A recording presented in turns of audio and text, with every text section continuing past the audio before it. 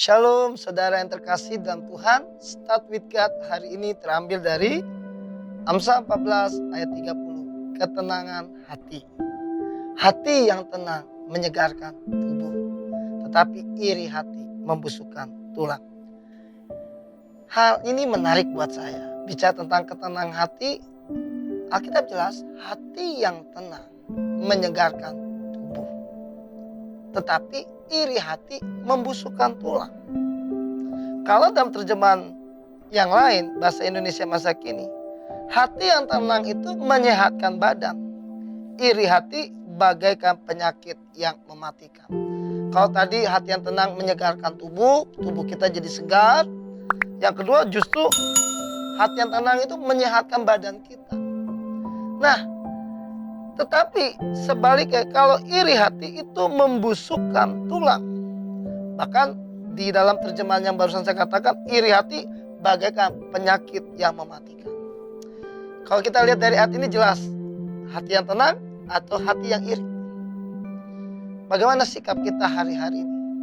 Ketika kita lihat teman kita, sahabat kita lebih ganteng, lebih keren, lebih diberkati, lebih dipakai Tuhan, lebih diurapi, mungkin yang kita lihat.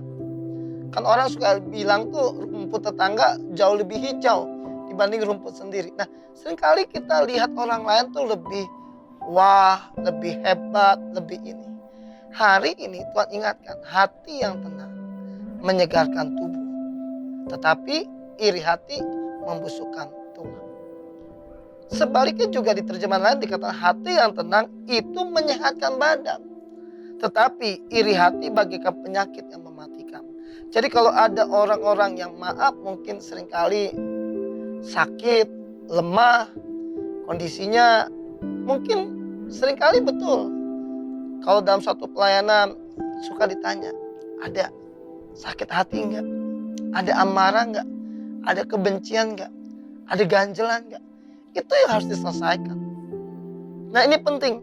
Karena dalam firman Allah yang hidup, FAIH, sikap yang tenang memanjangkan umur, iri hati memendekkannya. Wah, ini buat saya ini jelas banget.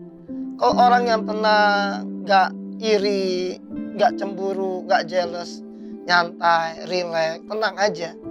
Yang lain mungkin udah dapat ini, tenang, nyantai, rileks, itu umurnya panjang. Tapi yang iri hatinya pendek.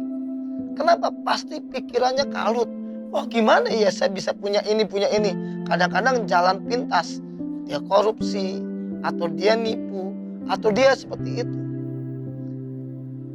Bahkan dalam Alkitab yang terbuka ayatnya, jiwa yang sehat memberi kehidupan bagi tubuh, tetapi iri hati membuat tulang membusuk. Jiwa yang sehat. Bicara tentang jiwa yang sehat, hati yang tenang itu termasuk jiwa yang sehat. Hari ini bagi Bapak Ibu yang betul-betul mengerti bahwa ketenangan hati itu perlu di masa-masa seperti ini. Kita nggak perlu iri dengan orang lain. Bersyukur dengan apa yang ada pada kita. Berterima kasih sama Tuhan.